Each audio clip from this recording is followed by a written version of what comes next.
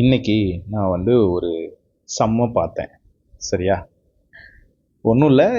ஏ பிக்கு ஒரு 5% லாபத்தில் விற்கிறான்னா, மறுபடியும் பி ஏக்கு விற்கும்போது பி ஒரு 2% நஷ்டப்படுறான். அப்போ இந்த என்டையர் டிரான்சாக்ஷனில் ஏவோட லாபம் எவ்வளவா இருக்கும்?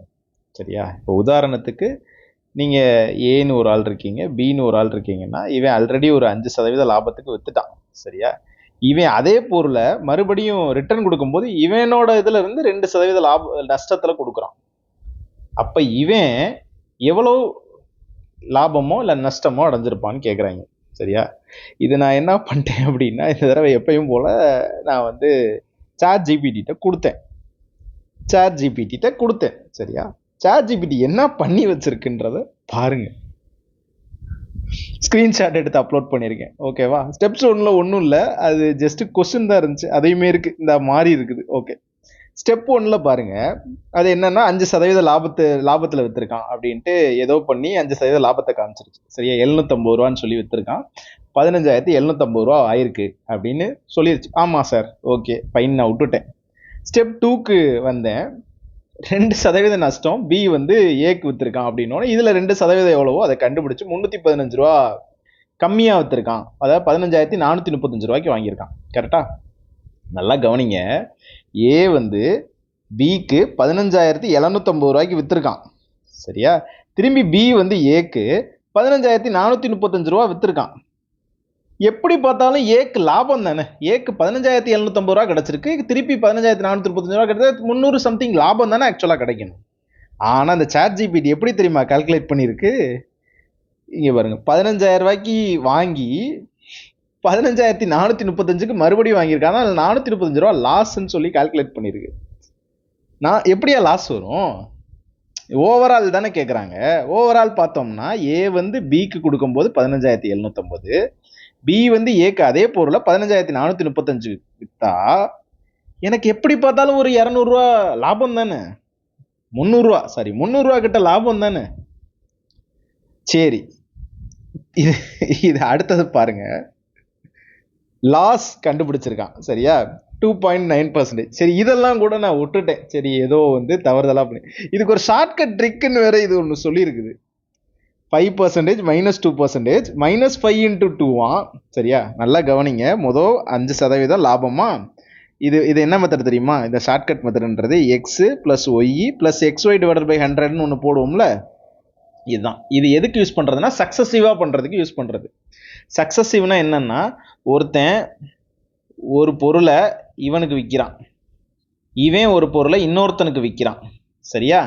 அப்ப இவனுக்கு எவ்வளவு தூரத்துக்கு போயிருக்குது, சரியா, இவனுக்கு எவ்வளோ ரூபாய்க்கு போயிருக்கு அப்படின்றதுக்கு தான் இது.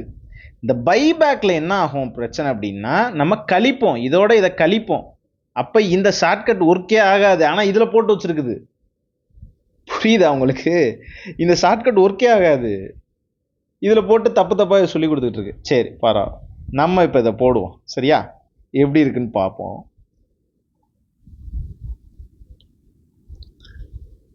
அதாவது ஏ பி காமன் மன் டேர்ம்ல சொல்றேன். இவன் 100 ரூபாய்க்கு வாங்கியிருக்கான். இந்த 15,000 விட்டுருங்க. 15,000 வேணாம் நமக்கு. 100 ரூபாய்க்கு வாங்கி 105 ரூபாய்க்கு கொடுத்துருக்கீங்க. 5% லாபம் வந்துருச்சா? இப்ப இவன் என்ன பண்றான்னா, இந்த 105ல இருந்து 2% நஷ்டத்துக்கு விற்கிறான். நம்ம ஆல்ரெடி என்ன சொல்லியிருக்கோம், 100ன்றதுல இது 1%ன்னா என்னது, 1 ரூபா. 2 ஜீரோ தள்ளி வைப்போம். கரெக்டா? அப்ப இங்கேயும் 2 ஜீரோ தள்ளி வச்சீங்கன்னா 1.05 இருக்குமா? 1ன்றது. அப்ப 2ன்றது இன்னொரு ஒரு 1.05 தானே. 2%ன்றது அப்ப என்னது, 2.1. அப்ப -2.1. இதுல இருந்து 2 ரூபா 10 பைசா கழிக்கணுமா? இதுல இருந்து 2 ரூபா 10 பைசா கழிக்கணுமா? ஆமா சார், கழிக்கணும். அப்ப நான் எவ்வளவுக்கு வித்திருப்பேன்? 102.9% வித்திருப்பேனா? ஆமா சார், அதான் 2.9 கெயின் தானே சார் கொடுத்துருக்கு. அப்ப 2.9 கெயினான்னு கேட்டீங்களா? இல்ல, 2.9% வித்துட்டேன். கரெக்ட் தான். சரியா? இவன்ட்ட 102.9% வித்துட்டேன். ஓகேவா? நான் கொடுத்தது ஆக்சுவலா 105 ரூபாய். என்கிட்ட ஆக்சுவலா 105 ரூபா இருந்துச்சு. இப்ப 102 ரூபாய் 9 காசுக்கு அதே பொருளை மறுபடியும் வாங்கியிருக்கேன். அப்ப எனக்கு லாபம்ன்றது 2 ரூபா 1% தானே. இதுதானே லாபம். என்கிட்ட மீதம் இருக்கிறது இதுதானே இருக்கும். ஒரு பொருளை நீங்கள் விற்கும் போது 105 ரூபாய்க்கு விற்றுறீங்க. அதே பொருளை 102 ரூபா 9 காசுக்கு வாங்குறீங்க. அப்போ மீதம் இருக்கிறது 2 ரூபா 1 காசு தானே. அதுதானே லாபமாக இருக்கும். கரெக்டா? ஸோ அப்போ ஆன்சர் வந்து இது. சரியா? ஆன்சர் வந்து இது. ஓகே, ஒரு ஸ்டூடெண்ட் கேட்ட டவுட் சம் ஒன்று பார்ப்போம். இது குரூப் 4ல் வேறு கேட்டிருந்தாங்களாம். சரியா? அடா கொஸ்டின் இது என்னன்னு பார்ப்போம். இது வந்து நில அளவை கொஸ்டின். இது வந்து விஏஓ அவங்க யூஸ் பண்ணுறது. இந்த மாதிரி டயக்ராம்ஸ் கொடுக்கும் பொழுது எப்படி இதை யூஸ் பண்ணணும் அப்படின்னா சொல்கிறேன், ஜூம் பண்ணி சொல்கிறேன், கேர்ஃபுல்லாக கவனிங்க. இந்த மாதிரி டயக்ராம்ஸ் கொடுக்கும்போது ஜஸ்ட்டு எங்கெல்லாம் கோடு இருக்கோ அங்கெல்லாம் வந்து இப்படி ஆரோ பண்ணிக்கோங்க, உள்ளரை இழுத்துக்கோங்க. சரியா? அந்த கோடை நீங்கள் உள்ளரை இழுத்துக்கோங்க. சரியா? உள்ளரை இழுத்துட்டு இந்த இடத்துல ஸ்ட்ரெயிட்டாக கொடுத்துருக்காங்களா, இந்த இடத்துல ஸ்ட்ரெயிட்டாக ஒரு கோடு போட்டுக்கோங்க. ஸ்ட்ரெயிட் கோடு போடணும். சரியா? இது நமக்கு வந்து டக்குன்னு வரலை, ஸோ அதனால் ஸ்ட்ரெயிட் கோடு போட்டிருக்கோம். இந்த மாதிரி 2 கோடு இருந்துச்சுன்னா இங்கேயும் கோடு போடலாம். இந்த 2 கோடு இல்லை அப்படின்னா எனக்கு இப்படி தான் போடணும். எல்லாத்தையுமே இப்படி தான் நம்ம பண்ணணும். சரியா? இப்போ எனக்கு இங்கே ஒரு கோடு தான் இருக்குது, அதனால இந்த டைரக்ஷனில் தான் பண்ணணும். ஸோ இந்த ஏரியா தான் கேட்குறாங்க. ஓகேவா? இந்த ஏரியா தான் கேட்குறாங்க. Okay, fine. இப்போ எனக்கு இதை கொஞ்சம் வேகப்படுத்துறதுக்கு நம்ம எப்படி பண்ணலாம்? இதையே நீங்கள் வந்து ரொம்ப சுலபமாக எடுக்கலாம். இப்போ நல்லா பாருங்கள், இங்கே எனக்கு ஒரு ட்ரையாங்கிள் இருக்குது, இங்கே எனக்கு ஒரு ட்ரையாங்கிள் இருக்குது, இங்கே எனக்கு ஒரு ட்ரையாங்கிள் இருக்குது, இங்கே எனக்கு ஒரு ட்ரையாங்கிள் இருக்குது, இங்கே எனக்கு கிட்டத்தட்ட ஒரு ரெக்டாங்கிள் மாதிரி இருக்குது. ஆனால் எனக்கு எப்படி இருக்குன்னா இது 30ன்னு இருக்குது, இது 20ன்னு இருக்குது. இது 20 தானா, இது 30 தான். சரியா? அப்போ இங்கே வந்து எனக்கு வந்து ஷேப் வந்து கம்மியாக இந்த இடத்துலையே முடிஞ்சிருதுன்னு அர்த்தம். இங்கே எக்ஸ்ட்ராவாக 10 இருக்குது. சரியா? இந்த இடத்துல எனக்கு முடிஞ்சிரும்னு அர்த்தம். ஓகே, அப்போ இந்த இடம் வந்து எனக்கு எப்படி போகும்னா ஒரு மாதிரி சாய்வாக போகுது. இங்கே எனக்கு 20னா 20 தானே. ஓகே, இந்த இடம் வந்து எனக்கு எப்படி இருக்குன்னா இங்கே வந்து டச் ஆகிட்டு அடுத்து இங்கே வந்து இப்படி வந்து மீட் பண்ணுது. இப்படி அர்த்தம். சரியா? Okay, fine, very good.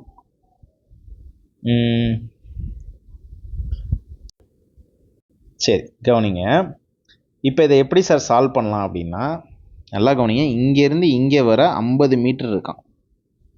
இங்கேருந்து இங்கே வர எல்லாமே இந்த இடத்துலேருந்து இந்த இடம். சரியா? இந்த இடத்துலேருந்து இந்த இடம் 80 மீட்டர் இருக்கான். இந்த இடத்துலேருந்து இந்த இடம் 120, இந்த இடத்துலேருந்து இந்த இடம் 150. அப்படி கணக்கு. ஸோ ஃபைனல் 150னா அந்த ஃபுல்லாகவே 150 இருக்குதுன்னு அர்த்தம். ஃபைனலாக 150ன்னு கொடுத்துருக்காங்கன்னா அந்த என்டையர் செக்ஷனே எனக்கு 150 இருக்குது அப்படின்னு அர்த்தம். ஓகேவா? புரியுதா? என்டையரே 150. நல்லா கவனிங்க, நான் மறுபடியும் ஒரு தடவை இதை சொல்கிறேன். இந்த மாதிரி டயக்ராமை பார்த்தோன்னா நீங்கள் என்ன பண்ணிடணும்னா இந்த ஸ்ட்ரெயிட்டுக்கு இங்கே ஒரு கோடு போட்டுருங்க. எந்தெந்த இடத்துக்கு நேராக இருக்கோ அந்தந்த இடத்துக்கு நேராக ஒரு கோடு. இங்கே வந்து 20ன்னு இருக்குது, இங்கே 30ன்னு இருக்குது. அப்போ 2 கோடும் ஒரே அளவில் இருக்காது. நீங்களே குறைச்சிக்கணும். இந்த கோடை குறைச்சிக்கணும், இந்த கோடை கூட்டிக்கணும். ஓகேவா? சரி, ஸோ இந்த கோட்டுக்கும் இங்கேக்கும் ஜாயின் பண்ணணும். இது ரெக்டாங்கிள் கிடையாது, இது ட்ரையாங்கிள் ஷேப்பில் தான் வரும். சரியா? இங்கே அடுத்து இங்கே இப்படி ஜாயின். இந்த இடம் தான் இப்போ எனக்கு கேட்குறாங்க. சரி, எனக்கு நல்லா பாருங்கள், இது எல்லாமே எனக்கு ஒரு மொத்தமாக ஒரு ட்ரையாங்கிளாக இருக்கா இந்த இடம் மட்டும். ஸோ அந்த இடத்துக்கு மட்டும் ஃபஸ்ட்டு எப்படின்னு கண்டுபிடிச்சிருவோமா? சரி, கவனிங்க. அந்த இடத்துக்கு ட்ரையாங்கிள் ஃபார்முலா என்ன? ½ இன்ட்டு பேஸ் இன்ட்டு ஹைட்டுன்னு சொல்லுவோமா? ½ இன்ட்டு மொத்த பேஸ் அளவு என்னது? 150ன்னு நம்ம இப்போ தான் பார்த்தோம். மொத்த பேஸ் அளவு 150. இப்போ 150 ஹைட்டு இதான ஹைட்டு, இதான் ஹைட்டு வந்து 50. சரியா? ஸோ ஃபஸ்ட்டு இதுக்குரியதை கண்டுபிடிப்போம். இந்த ஏரியாக்குரியது என்னென்னா 25 இன்ட்டு 150. 25 இன்ட்டு 150 அப்படிங்கிறது 3750. ஓகே, 3750. சரி, நான் இதை கண்டுபிடிச்சிட்டேன். சரியா? இந்த மொத்த ஏரியா 3750. இப்போ இந்த சைடு வருவோம். சரியா? இப்போ இந்த பக்கம் வருவோம். இப்போது நம்ம இந்த டயக்ராம் என்ன பண்ணியிருக்கோம்னா சின்னதாக்கியிருக்கோம். சரியா? சரி, சின்னதாக்கிட்டு இந்த சைடு ஏற்கனவே ஒரு சைடு நம்ம கண்டுபிடிச்சாச்சு. இப்போ இந்த சைடு மட்டும் கண்டுபிடிச்சா போதும். இப்போ இப்படி இருக்குது டயக்ராம். சரியா? 20 30 எல்லாம் போட்டாச்சு. டயக்ராம் வந்து இப்படி இருக்குது. இப்போ இதை எப்படி அட்ஜஸ்ட் பண்ணி நம்ம கண்டுபிடிக்க போகிறோம்? முடிஞ்ச அளவு பெரிய பெரிய ட்ரையாங்கிளாக எடுத்துக்க பாருங்கள். இந்த மாதிரி விஷயத்தில் பெரிய பெரிய ட்ரையாங்கிளாக கன்வெர்ட் பண்ணிடுங்க. இப்போது நான் இதை வந்து இது ஒரு ட்ரையாங்கிள், இது ஒரு ட்ரையாங்கிள், இது ஒரு ட்ரெப்பீசியம் அப்படி வச்சும் சால்வ் பண்ணலாம். அதாவது இது ஒரு ட்ரையாங்கிள், இது ஒரு ட்ரையாங்கிள், இது ஒரு ட்ரெப்பீசியம்னு வச்சு சால்வ் பண்ணலாம். இல்லாட்டி இதை நல்லா கவனிங்க, இதை இங்கேருந்து இங்கே வைக்கிறேன். ஸோ அப்போ இது வந்து எனக்கு மொத்தமாகவே ஒரு ட்ரையாங்கிள் ஆயிருமா? நல்லா கவனிங்க, இது வந்து எனக்கு இப்படி மொத்தமாகவே எனக்கு ஒரு ட்ரையாங்கிள் ஆயிரும். கரெக்டாக? ரைட்டு. அடுத்து நான் என்ன பண்ணுறேன்னா, இதே இதை இங்கேருந்து இப்படி ஒன்று வைக்கிறேன். அப்போ நீங்கள் பார்த்தீங்கன்னா இங்கே எனக்கு ஒரு ட்ரையாங்கிள் ஃபார்ம் ஆயிரும். அப்போ உங்களுக்கு என்ன தோணும்னா, சார் இப்போ இந்த இடம் வந்து 2 தடவை எல்லாம் கால்குலேட் ஆகும் அப்படின்னு தோணும். ஆமாம், 2 தடவை கால்குலேட் ஆகும். ட்ரெப்பீசியமை பொறுத்தளவுக்கு இங்கே என்ன இருக்கோ அதான் இங்கே இருக்கும். ஸோ இந்த ஏரியா 2 தடவை வேணும்ல, இந்த ஏரியாவை நம்ம மிஸ் தானே பண்ணுறோம். இந்த ஏரியாவை நம்ம மிஸ் பண்ணுறோம். அப்போ இந்த ஏரியா எனக்கு 2 தடவை கால்குலேட் ஆகணும். அப்போ இங்கிட்டு ஒரு தடவை கால்குலேட் பண்ணும்போது ஆகும், அங்கிட்டு ஒரு தடவை கால்குலேட் பண்ணும்போது ஆகும். அப்போ கரெக்டாக தான் வரும் ஆன்சர். சரியா? அப்போ கரெக்டாக தான் வரும். அப்போ நான் ஃபஸ்ட்டு என்ன பண்ணுறேன் அப்படின்னா, அழகாக போடுறேன். இருங்க, நம்ம வேணா நோட் பண்ணிக்கலாம். இதை ஏன்னு வச்சுப்போம். சரியா? இதை ஏன்னு வச்சுப்போம், இதை பின்னு வச்சுப்போம், இதை சின்னு வச்சுக்கலாம். சரியா? இது டின்னு வச்சுக்கலாம், இது ஈன்னு வச்சுக்கலாம், இது எஃப்னு வச்சுப்போம். ஓகே. ஃபஸ்ட்டு என்ன பண்ணுறோம் அப்படின்னா, ட்ரையாங்கிள் ஏபிசிக்கு பார்க்குறோம். Half of base into height, அதே ஃபார்முலா தான். அப்போ ஹாஃப் ஏபிசிக்கு, ஏபிசிக்கு இதோட பேஸ் என்ன? இங்கேருந்து ஆரம்பித்து இது வர 120ன்றது பேஸ் சார். ஹைட் என்ன? இதுதான் ஹைட்டு. அப்போ 30ன்றது ஹைட்டு சார். அப்போ 30, ஐயோ இந்த இங்கில் எழுதுறேன்னா, சாரி, 30 × 120 அடித்து கொடுத்தீங்கன்னா 15 அப்படின்னு கிடைக்கும். அப்போ 1800ன்னு கிடைக்குமா? 180ன்னு வரும். அப்போ 1800ன்னு இதுக்கு ஆன்சர் கிடைக்கும். சரி, அடுத்து என்ன பண்ணலாம் அப்படின்னா, அடுத்து மீதம் உள்ளதை கால்குலேட் பண்ணுவோம். அதுக்கும் half into base into height தானே. அப்போ இதுக்கு பார்த்தீங்கன்னா இந்த இடம். சரியா? அப்போ இதோட பேஸ் என்னன்னா, இங்கே 50லேருந்து ஆரம்பிச்சு 150 வரை, 50லேருந்து ஆரம்பிச்சு 150 வரை. அப்போ பேஸ் வந்து 100, இந்த இடம் 20. சரியா? ஹைட் வந்து 20. Okay. Half into base into height. Base வந்து 100, ஹைட் வந்து 20. இதை அடித்து கொடுத்தீங்கன்னா 10. கரெக்டாக? பேஸ் வந்து 100, ஹைட் வந்து 20. அடித்து கொடுத்தீங்கன்னா 10ன்னு வருது. ஓகேவா? அடித்து கொடுத்தீங்கன்னா 10 அப்படின்னு வருது. ஓகே. அப்போ எனக்கு என்னது? 1000ன்னு கிடைக்கும். மொத்தம் ஏரியா ஆஃப் த ஃபீல்டுன்னு கேட்குறாங்க. அப்போ இது ஒரு 3750, இது ஒரு 1800, இது ஒரு 1000. இப்போ மொத்தம் எனக்கு 6550 வருகிறது. இதான் ஆன்சர். ஓகேவா? ஸோ இதை இப்படி தான் சால்வ் பண்ணணும். இது இந்த விஏஓலாம் அளப்பாங்கல்ல, அந்த மாதிரியான சம்ஸ் இது. இந்த அளவுக்குலாம் ஏன் கேட்டாங்கன்னு தெரில. இதெல்லாம் மென்சுரேஷன்லலாம் வராது. மென்சுரேஷன் சம்மே கிடையாது. ரொம்ப அட்வான்ஸ்டாக போகிறாங்க. ஏன் பண்ணுறாங்கன்னு தெரில. பட் ஆனால் இப்படி தான் இதை போடணும். ஓகேவா? இப்படி தான் இதை போடணும். இந்த ட்ரெப்பீசியம் கான்செப்ட் இதெல்லாம் இருக்குல்ல, இதெல்லாம் வந்து ஜாமெண்ட்ரி கணக்குயா. இதெல்லாம் எதுக்கு உங்களுக்கு கேட்குறாங்கன்னு தெரில. ஜாமெண்ட்ரி எஸ்எஸ்சி ரயில்வே கேட்க வேண்டியது, எதுக்கு டிஎன்பிசியில் இதெல்லாம் கேட்குறாங்கன்னு தெரில. சரியா? ஜாமெண்ட்ரி அளவுக்கு மென்சுரேஷனை உள்ளே இழுக்கிறாங்க. பாருங்க, இது ஒரு ட்ரெப்பீசியம். ஆக்சுவலாக இந்த இடம் வந்து நமக்கு ஒரு ட்ரெப்பீசியம் இது. ஸோ ட்ரெப்பீசியத்தில் எப்பயுமே இது 2 ஈக்குவலாக இருக்கும், இது 2 ஈக்குவலாக இருக்கும் ஏரியா. சரியா? அது மாதிரி இருக்கும். இது 2 ஏரியாவும் ஈக்குவலாக இருக்கும், இந்த 2 ஏரியாவும் ஈக்குவலாக இருக்கும். அதனால இதை டபுள் டைம் கால்குலேட் பண்ணுறோம். புரியாட்டி மறுபடியும் ஒரு தடவை இந்த வீடியோவை பாருங்கள். சரியா? மறுபடியும் ஒரு தடவை இந்த வீடியோ பாருங்கள். நிதானமாக தான் சொல்லியிருக்கேன். 2-3 தடவை கூட பாருங்கள், நல்லா புரியும். பொறுமையாக தான் சொல்லியிருக்கேன். சரியா? ரைட்டு. வேறு ஏதாவது சம்ஸ் வேணும் அப்படின்னா கமெண்ட்ஸில் சொல்லுங்கள், நம்ம வந்து போடுவோம். Thank you so much. சரி, நான் அதே மாடலில் ஒரு சேலஞ்சிங் சம் தரவா? அப்படியே விடுறது மனசில். சேலஞ்சிங் சம் தரேன்.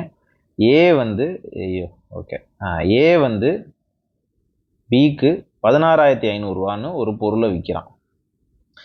சரியா? 16500 வாங்கி ஏ வந்து 16500 வாங்கியிருக்கான். கவனிங்க, நான் சம மாத்துறேன். இது நானாக கொடுக்குறது தான். சரியா? ஏ வந்து 16500 ஒரு பொருளை வாங்கியிருக்கான்.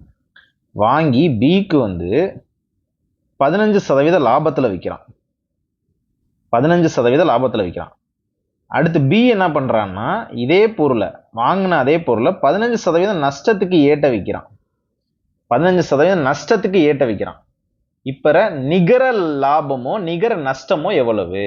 நிகர லாபம், அதாவது நெட் ப்ராஃபிட்டா நெட் லாஸா? சரியா? Net profit or loss percentage எவ்வளவு அப்படின்றத கண்டுபிடிங்க. கமெண்ட் செஷனில் போடுங்க. Thank you so much. இந்த பைபேக் வந்து பண்ணும்போது கேர்ஃபுல்லாக பண்ணணும். ஓகேவா?